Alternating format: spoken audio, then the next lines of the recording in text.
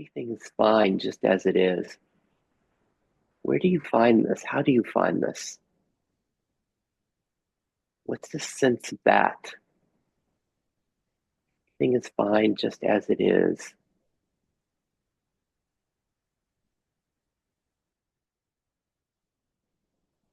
Or maybe Nesrin's words are easier. It just is. Just is.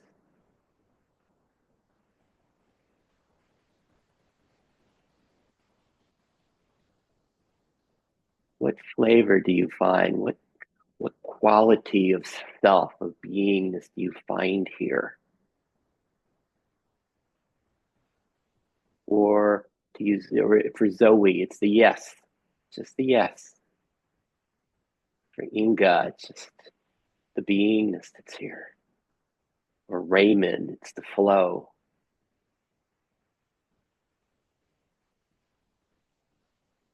How do you know? How do you know that? What flavor is here? Is it peace? Then there's just peace here. There's stillness. There's equanimity. There's spaciousness. There's stillness. What's the flavor of this that we've all been pointing to? How do you experience it? How do you know it in an embodied way as you?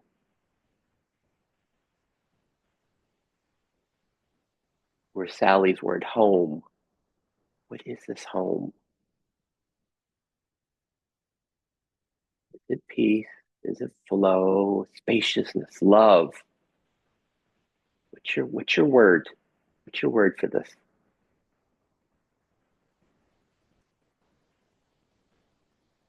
What's your word?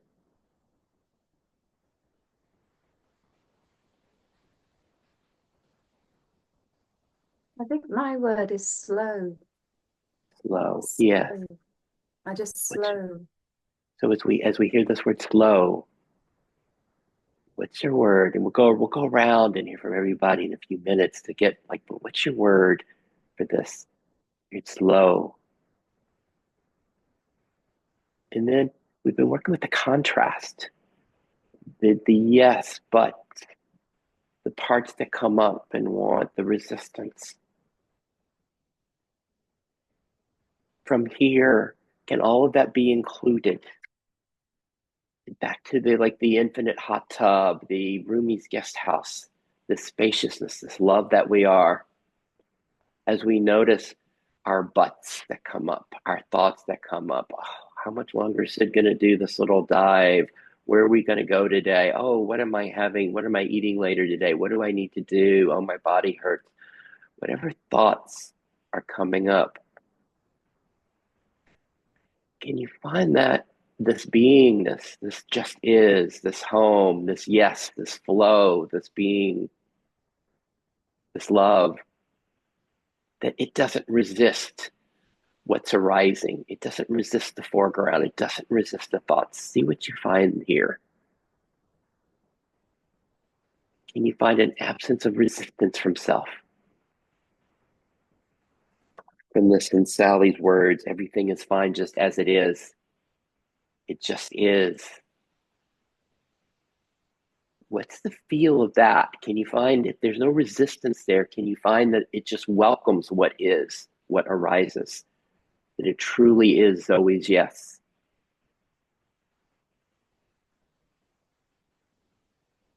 And what's that like? To be yes, to be welcoming. And you notice you don't have to do anything. This isn't, as Inga pointed to parts that feel like they need to do something. Notice this, that doesn't have to do. It just is the flow. It is the beingness. It is the yes. Could it be that our nature is the welcoming? What's it like to live this yes, this welcoming of what's arising inside of you? As the thoughts, as the discomfort, as the preferences arise, what's it like for them to be effortlessly welcomed, accepted, loved, even loved, right? If we can find love as a quality that Sally was speaking of, this love that is, it just loves what arises. Even even the grief, even the no's, even the no. I don't like this. This should not have happened. I want my life to be different. I'd be happier if. For all of our versions of that, we each have versions, I expect. As that comes up, it's just welcomed by the yes, by this that doesn't resist. What's that like inside of you? And it's just being welcomed. And this is what I spoke about in my email, that our nature is peacemaker. Because you can notice there is no resistance to what is. It just welcomes. If you can taste that, how does that play in your system?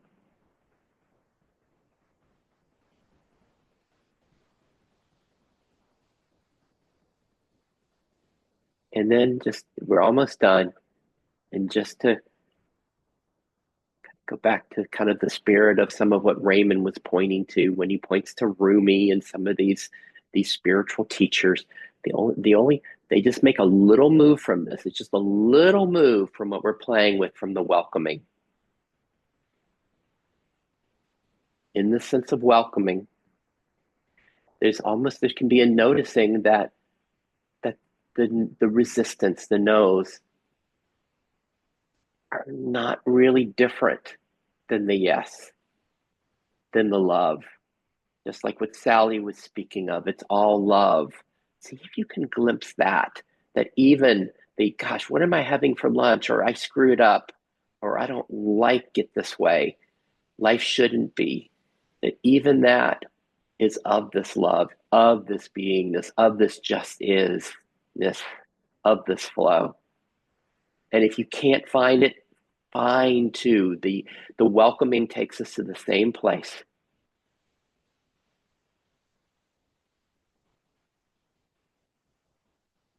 What's it like to be you? What's it like to be you?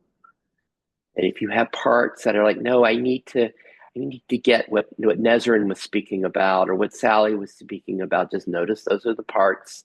And then here we are. What's it like to be you? And then lastly, as we kind of come back together, as your eyes gently open, does anything change? And as you see these lines, these green lines between our boxes, are we really separate here? Is this love really separate? Is this beingness? Is this flow? Is this just is this sense of home really separate? Or is it possible that our infinite hot tub, our guest house, our space that welcomes everything that arises is not a me, it's an us. It's a shared beingness that just welcomes it all. So as we come back together, what did you find? What was interesting for you in your system? Because that's really all we're interested in is your particular, the way it's playing for you, not some ideal, but what's this like inside of you? Who would like to go first and share what they find?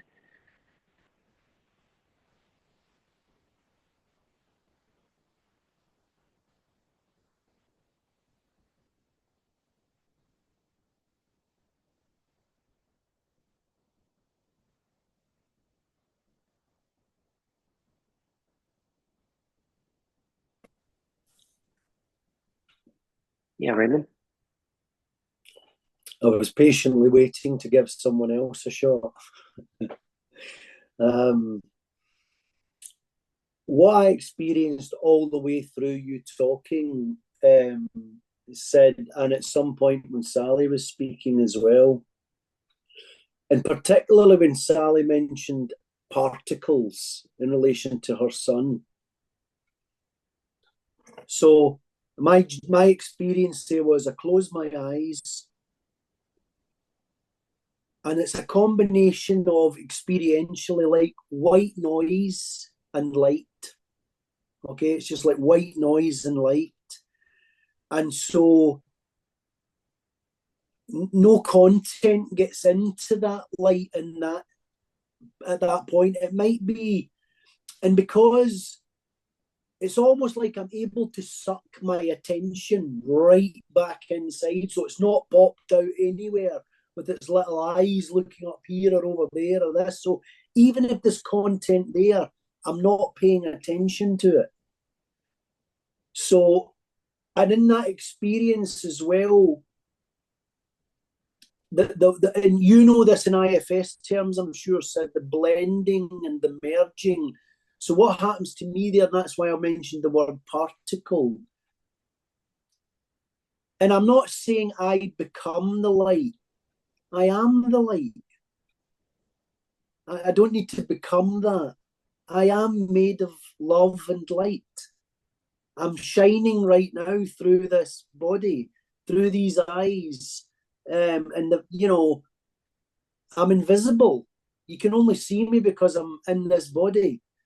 So I experienced the almost like a, and it's not this. These are only words. I can't describe it, but being almost like being light, but feeling like light, if that makes any sense. Like being the particles of light itself, the waves, and just being the light that's projecting. I can see if that where that goes for each of us, to see if this that what's that like as we hear Raymond describe this. That it's like a white noise and light, a white noise, because often people will describe this as a frequency, a vibration, or even a sound. How does that translate for you, where we're hearing Raymond's visceral experience of I am this light, I am this love? Does it translate from the way we were talking earlier, as it just is a sense of home, the perfection of what is, the yes? Do we have taste of what Raymond's version, or how do we taste it this way, as light, as love? I'd love to hear from a couple people. Any kind of, how does that resonate for you, what Raymond's sharing?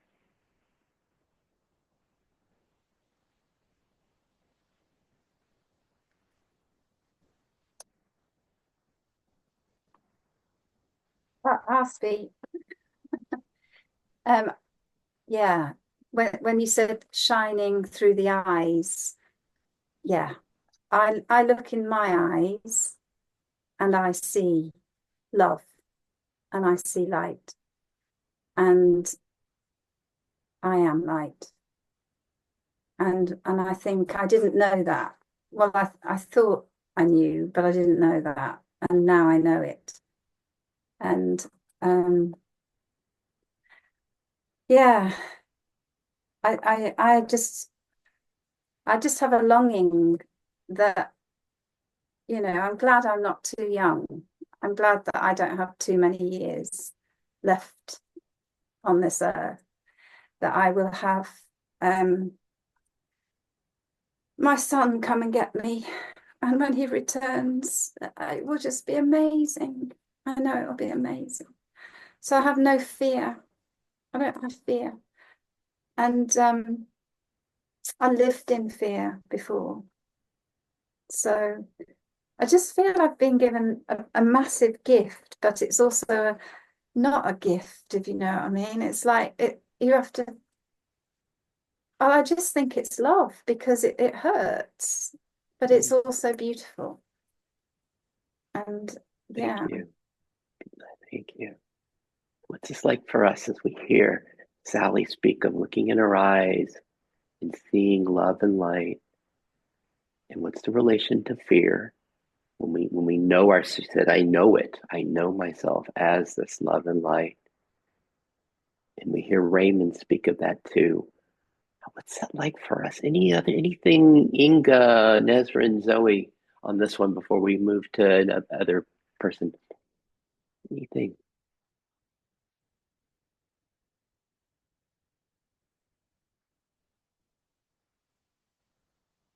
Well, I think I'm sitting with Sally shared and Raymond, and also as you got just of what would peace look like or feel like. I was kind of tuning into my body, and I felt it in my stomach, like a breath, being able to breathe deep.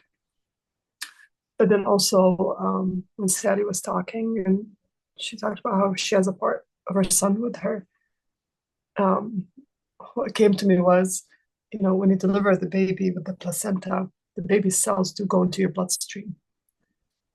So in a very that's what came to me is in a very biologic way, he is with you. But then also when I was just sitting feeling into it, the image that I got to was it was a felt sense of being in the forest, like you said, in Peru. The word that came to me in a way was the lover and the beloved and union, because I could see in my mind's eye the forest and embracing you and you being embraced and then becoming one. And so then that's when I breathed into my belly. I felt that sort of, not that it's bad to dissolve, but it felt like becoming one in a way. But I felt also the release into the lover and the beloved, they release into each other kind of too. So it felt like a union of some sort, not dissolution, but wow. That was what I felt in my belly. So, where do we go with that as we hear Nesrin, the lover and the beloved, not separate, but as a union, as one that she viscerally feels and knows in her belly? Can we find this is just another way of finding what Sally and Raymond are speaking of, this knowing ourselves as this light, as this love. It's like playing with separation, duality, the lover and the beloved, right? Separate, the beloved, this object that I love. But wait a minute, really? And as Nesrin's leading us to this place of union.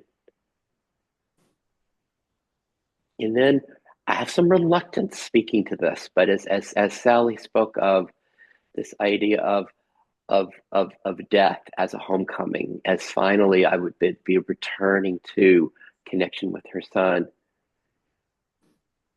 There's that, but then is there also the possibility of what Nesrin's speaking of, the lover and the beloved, the union, even here now, during this lifetime when we are in form, this sense of union. Anything else arising with this? We don't with us. Anything, Inga, Zoe? Anything else, Sally, Raymond? You've got something. I'll let the others chip in if they want to. I'll wait. That's okay. I just want to say that I really resonate with Nesrin, the lover and the beloved, because I really believe in that the archetypal, that the masculine and the feminine need to meet. And I feel like I'm closer to that in my life now. And that,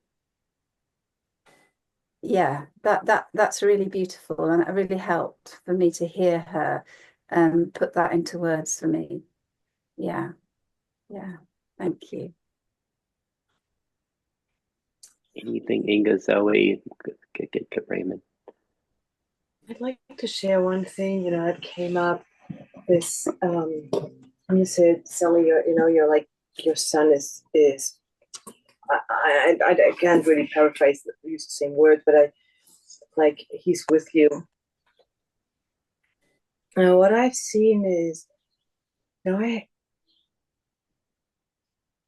I've had several. I see it mostly with the animals because I feel like my protectors are more relaxed around animals. I'm like, oh, okay. But what I see is they became part of me. It's like in a very real way, and I see it with people that touched my life. They are a part of me, and they are right here. It's not just a, I don't know, metaphysical thing, but I feel like those people, and for me, it's easiest to experience experiences with the animals. They are a part of me. They're not separate, and it doesn't matter if they are not in my life anymore. If they died or if they're still alive, those people, those animals, probably trees and everything, that got in touch with me, they are a part of me. in a very real way. And one thing that I want to share, I hope it's okay because it's a sensitive topic, you know, the whole death thing. And please just interrupt me, Sally, if you're like, oh, I'm not okay with it. Just the other day, you know, we have dogs and we have chickens, and the chickens are part of family, kind of. You know, we had this old hen, and her name was Berta, and just 2 days ago, my husband told me, like, he said, Berta died. You know, she died. She was just lying in the garden, and there was no sign for that. She was like running around, being happy, and he just found her. And I sat down, you know, and I really felt into that. And there was no sadness. I mean, well, part of me misses her. You know, she was a very special chicken. She was like the leader of the pack and very much greeting us when we came, you know, like she was there all the time, like saying hello and being around. It was kind of a joy around this. I was very surprised, you know, like parts of me like, oh, I miss her, you know, but deep down inside, there was I don't know, a lightness, a joy around that, and a connection still. I was just very surprised to find that. So, yeah. Beautiful. And so this is just one experience of the relationship with death that we're hearing from Inga. And I just want to be careful not to have an idea that, well, that's better. It's an ideal. It's better than, because I want to suggest that the the other, even other extreme on the pole, like I can't live without this other, that this is the most devastating thing that's ever occurred in my life. I had this experience when my brother passed, that even that that is just as welcomed in our humanity, and there's not one that is more spiritual than the other. And we can find this, right? We can find the beauty of what Inga's describing, the beauty, and the beauty of someone that can't get out of bed, that can't leave their house because of the devastation of the loss, and the love, right? It's all love, and just the full inclusion of all of that. There is a sacred thing that, oh, sorry. Sorry, Inga, did you want to say something? I just wanted to thank Sid, because I don't want to say, well, this is any better. I was just wanted to share that too. And I really want to hear from you, Sally, please. There's a sacredness in grief. And I joined the Holy Lament with Mirabai Starr. And she talks about her daughter dying, age 14. And her thresholds, there's 12 thresholds of grief. And I went through every single one of them within a month. And I said to her, is that normal? And she said, yes, and you'll go through them again and again and again and again. And I said, I know. But the sacredness was the beauty, that angels rushed in and they surrounded me and lifted me and held me for probably 6 weeks so that I could do all the funeral arrangements, speak at the funeral. I was amazing on the funeral day. I stood and held space for 150 people and didn't cry. And I had Tom right by my side, and it was incredible. And 2 days ago, my friend lost her horse, and she took the other horses over. And one of the horses that had looked like it had never really connected with the dead horse went up to it and sniffed from the top of its head all the way to its tail and was screaming. And the other horse that was very connected in this little horse's life sniffed it and walked off. And that was intriguing, that everybody is different, even horses. And I had a German Shepherd, and I saw your German Shepherd, Inga, or a Belgian Shepherd that you may have there. And my dog was called Shiva, and she lay in the garden one day, and she was perfectly okay. And I looked at her, and she looked at me, and I said, "You're leaving me, aren't you?" And she looked at me, and I ran over to her and put my arms around her. There was nothing wrong with her. And I took her to the vet, and the vet laughed at me. I said, I think she's dying. And he laughed at me. And he said, bring her in on Monday. And on Sunday night, she was very weak. And I took her in. She was collapsed. I had to get someone to help me to put her in the car. And they said, what do you want to do? And I said, X-ray her. I want to know what's the matter. And then I want her to be put to sleep. And he said, okay. And I went in there and he said, good call. He said, she's absolutely riddled with stomach cancer that's very slow, very quick growing. And it was just all over her, and there was no symptoms whatsoever. So animals can, they really connect with us. The beauty of that. And I loved hearing that, Inga, with your little hen. Thank you for sharing. Wow, it's the beauty of that. This is really, can we sense the sense of our capacity that as we're addressing death, for some of us, this is kind of beyond the comfort zone of the welcoming, of the yes, of the inclusion, and just the idea that and Sally just there used the word beauty, the idea of the beauty of this life, the beauty of the dance that can include, to include, like as with Inga's chicken and Sally's dog, it's just like can fully include that. And then other times when parts are like, no, this is not okay. And just the inclusion of all of that. How are we doing with how are we doing? Zoe, anything you're wanting to add here with this? And then we'll just keep on flowing together with what's next.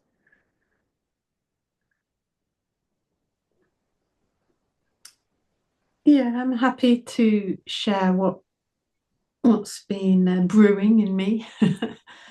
I'll just track back a minute. Going back to when you were talking, Sid, and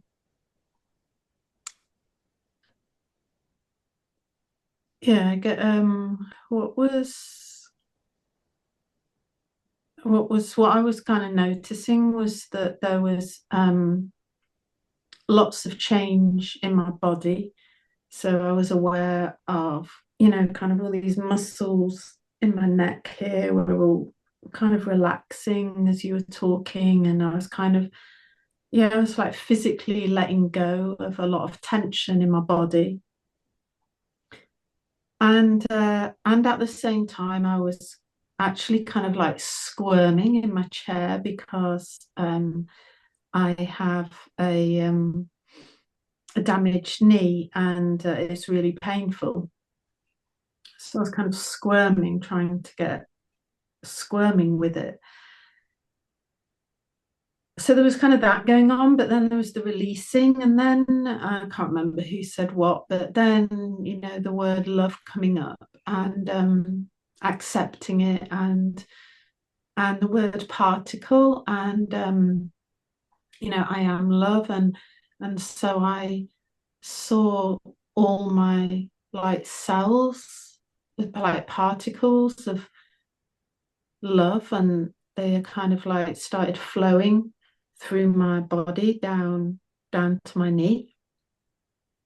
And so it's like very literal, but yeah, like that love going to my knee. And so it's like everyone's been talking, it's just, the pain has just, kind of got less and less and less. And I'm feeling a lot more comfortable in my sitting. And then death came up, and I noticed that I've got parts that are really, really scared of death. And that there was almost a connection with that, with the kind of clenching in my knee. That there was there's like some kind of link to, I don't know, grieving a body that no longer I don't know, has the health that it did have. And accepting this new place that I'm trying to accept, and yeah, and recognizing that has brought up, yeah, thoughts of my own death somewhere deep inside, and that there's parts that are, yeah, that are scared of that. Yeah, that's the journey that I've been on in the last 20 minutes. Oh, that was gorgeous. How about this with Zoe's embodied experience of what we've been doing as a group together, with the clenching in her knee, the squirming in her chair as a response to the clenching in her knee, and then love that pervades, maybe accepts and welcomes and includes the clenching. And there's still the clenching and the love. And then as she speaks to the relation of that, the clenching the body that's not as it used to be, to death, the resistance to death, parts that are resistant to death, and then this love that's here that includes. How does that play in each of us? Because this is one of those things we're not even supposed to talk about in kind of civil society in a way, a death. And so this is, and as we include this, what's this like in your system? What's your version of the clenched knee and the love that includes it? The sense of the both and that we were speaking of when it comes to death. And then the parts that are like, I don't like this so much. And maybe there's lots of squirming that occurs, just like Zoe's system, there was squirming. How does your system, what's your version of squirming? And there might even be discomfort, maybe like, okay, can I leave now? This is enough. How are we doing? And Raymond, you had something earlier to add to this. And then we'll just see what's here and see where we go from there. So I'm conscious and aware, Sid, that we're talking about life and birth and death. And when Zoe was speaking there, so, and again, maybe quoting the saints here, die before you die, which is, I suppose, that facing death. And also I'm aware that we've been talking about lots of things that are almost at an atomic level. We've talked about cells, we've talked about DNA, we've talked about all of that. And if I can sum this up, so for me, I very much love when the beloved tells me directly inside myself. So say there's an inner child part, that a memory that comes up, and it's maybe a painful memory of some description. And again, like my little dog is a great vehicle for this, because when I'm petting my little dog, I'll always say to him, "Oh, you're such a lovely boy. You're such a good boy." And he's a wee Frenchie, and he loves being loved. That's all he wants. He just eats, sleeps, and gets loved, right? And when I'm loving my little dog like that, or when the voice of the beloved draws alongside, because this means nothing if there's no one there that's creating the life, the birth, and the death. And also that this love that we're touching into, it speaks. It wants to say, you're a lovely girl. You're a lovely boy. I love you so much. This day that you're experiencing this man on the screen, then he's saying from this space, I love you so much. You've got no idea, literally, how much I love you.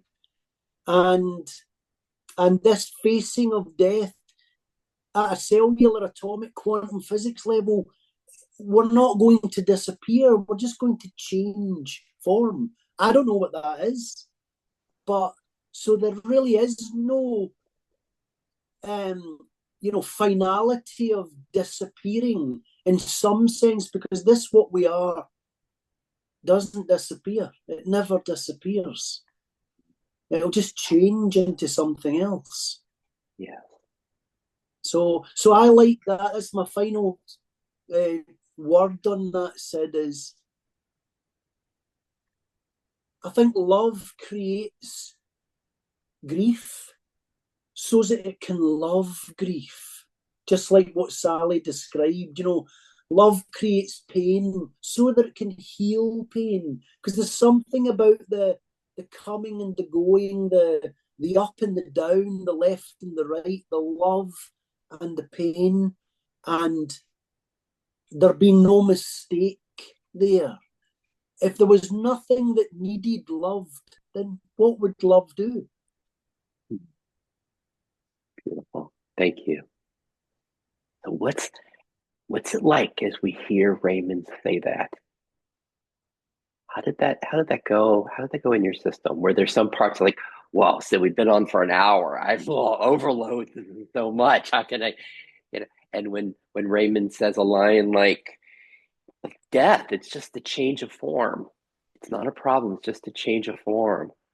It's like, notice, how does your system respond to that? Like, is it fully included? Is it like Zoe's knee?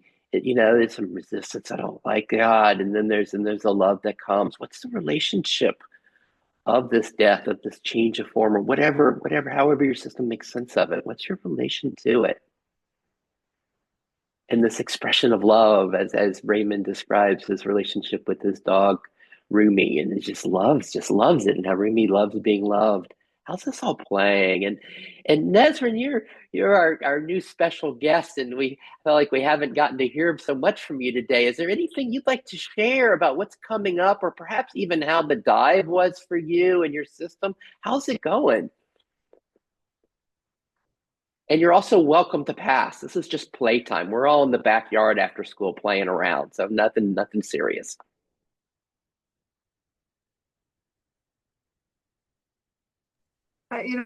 It's funny. I feel like I always say this. I don't like words, and yet the way we communicate is words, because words take me away from my experience easily.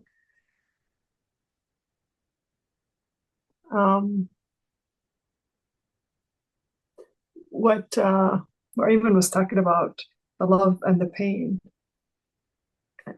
If it were not for love, there would be no pain. If it were not for pain, there would be no love, and that resonated. What came up to me, this sort of truth that I've been learning to live my way into it. I heard it somewhere, something effect of that the universe, or God, or whatever you want to call it, longs for itself and longs each one of us to become who we are and get these experiences so that the universe can experience herself or himself through us. So that's kind of what was coming up to me, is that pain and the love.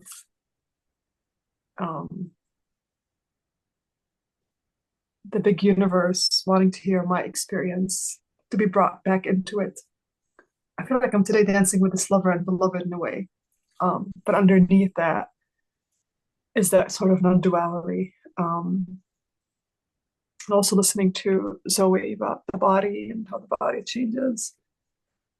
I was listening to her, and then I was tuning into my body too, and I was also having my own grief about my body and the certain things changing, and but also being surprised because you see other people changing and other people's health conditions happening, and somehow we don't think it's going to happen to you. And so there was a sense of surprise inside of me of like, yeah, you're like everybody else. You're also going to have something. So I was kind of sitting with me, listening to Zoe. And he said, where we felt the tension, for me, I felt it in my jaw a lot more. And these layers of grief that Sally was talking about, being able to hold her community in the grief while she was also grieving, and these angels that came and helped her, and I was touched by that. And for me, I feel the energy of it, and the image and the sense of the feelings that come in a way is the vessel breaks, and as it breaks, it actually becomes bigger so it can hold more. I don't know why some people are harbingers, some people are the space holders, and when grief happens, it's like you get sanctified. It's a sanctity, it's a sanctuary, and you get burned and blessed at the same time with this sort of ability to hold the space for others when you have that kind of deep pain. So that connected me to my own grief too, inside of me. There's just a sacred space. I don't know that words can capture that per se, but they're kind of different things. And also the last thing with Inga is that the animals, I really feel like those of us that are open and very sensitive and very tuned in, we can connect to the energetic level with the animals too. So I totally hear about your dog looking at you and you knew it. Yeah, yes, I've had these experiences too. So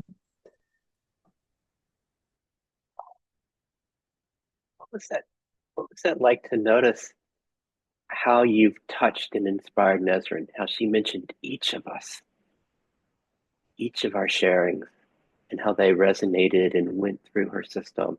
And you could hear how she was grappling with making sense of and just to be received in such a deep way that each of us has been received by our new friend. And then for us, what was it like to follow her with where her system goes? She starts off with, if there wasn't love, there wouldn't be pain. If not love, pain.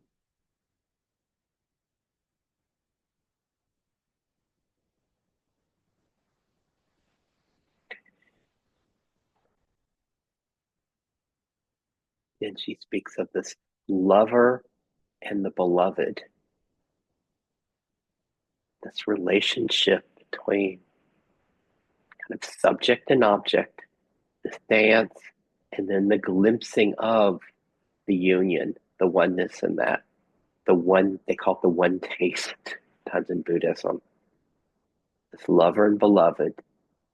How does that play in your system as she brings this up again?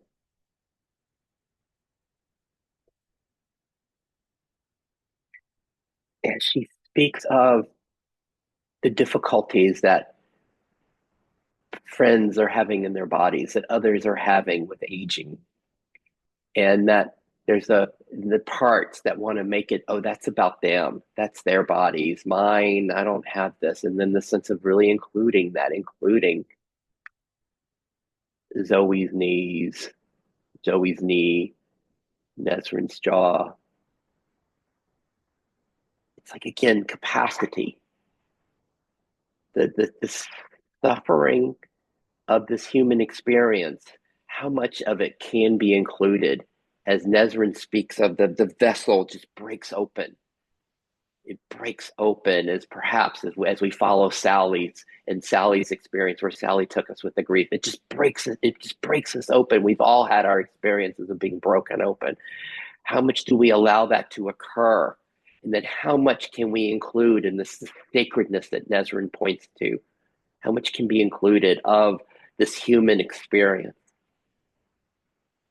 Because we can all step back to where we started at the very beginning today. It's almost like stepping back to the beingness, to the yes, to this that is untouched by time, this timeless peace, this love.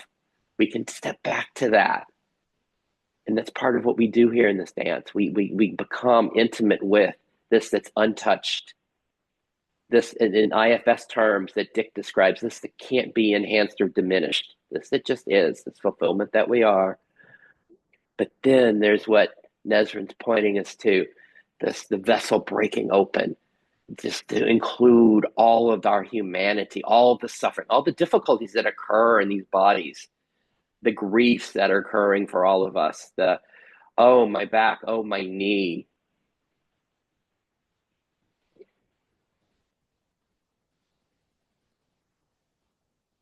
And she used this word, like she uses this quote we've all heard in one way or another, like the universe longing for itself, God longing for itself, longing to know itself.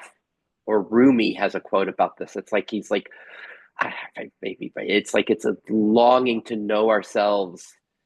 This longing is for ourselves, for our own nature.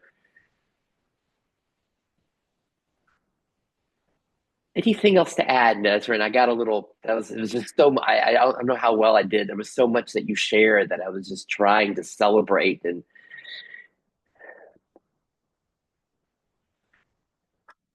I yawn when I release or when I land, and I could tell my body was yawning. And you did a wonderful job kind of reflecting back. And as I was listening, what came to me, that's why I keep going back, I don't like words. The feeling that came to me is the sense of the sacred. That's what comes.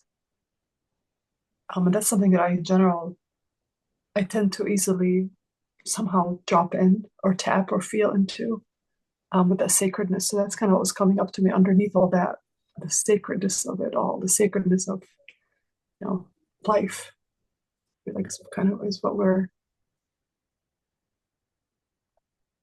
dancing with, more of the grief today than the joy, but joy is just as sacred as grief. So thank you. thank you. Just that last line.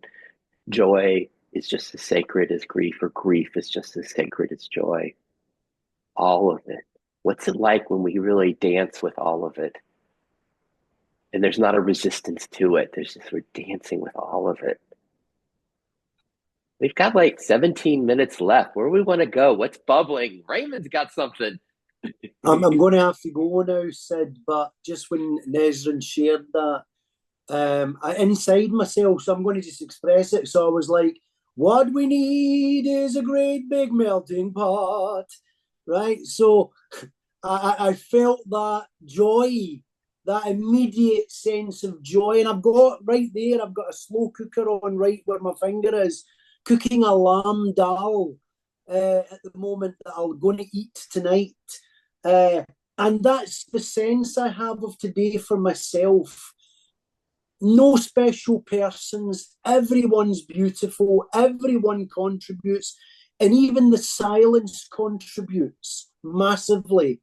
So I just feel it's a cooking pot, and we're all different ingredients and all that jazz, and we're all going to get to share in what's being cooked. So so I'm going to have to go, Sid. So lovely seeing everyone, and it made my Saturday. I'm going to go for a walk up the hills, and then I'm going to eat that lamb dal. Yahoo! Yahoo! Thank you, Raymond. Thank you. I'll see you guys soon. Right. Yeah. Yes. Oh. What's bubbling? What's here? We've got a few minutes left today. Anything that's wanting to be shared? I'm just really noticing how light I feel just being with you all. It's like it's just so lovely. Like we don't know each other, but we do. And I just was imagining, all meeting in real life in a room and going this deep would be just marvelous, because what Raymond said was we need someone to say our love to. We need to be able to say it and see it received, and that is love. And so it was like a healing balm to me today. It's been like a healing balm, and my heart feels really full of joy. And I feel very privileged to have been sitting with you all. So, and thank you for, and I don't know how you do it, Sid, but you bring something beautiful to a group that enables everyone to be seen, heard, and felt, which is what we all yearn for. So I just want to really thank you for that. It is sacred. Thank you. It feels like mine's the easy role. I just get to put the spotlight on the beauty of each of us, the beauty that each of us are sharing and contributing, and celebrate, and just get to celebrate each of us. And I love the effect of that Sally's describing. It's like a loving balm as she hears from each of us, and that what that's like. And may that my hope is that for each of us, whatever is needed, whatever our hearts are yearning for, whatever is needed, that amongst as we love each other, as we care, as we see, and as we're celebrating each other here, that our systems can find what is needed, what we're longing for, can support us in that. How else are we doing? Anything else here to share? We've got another 13 minutes together, or we can move towards closure. Yeah, I just wanted to share, following on from Sally, about that I was here yesterday and as well, and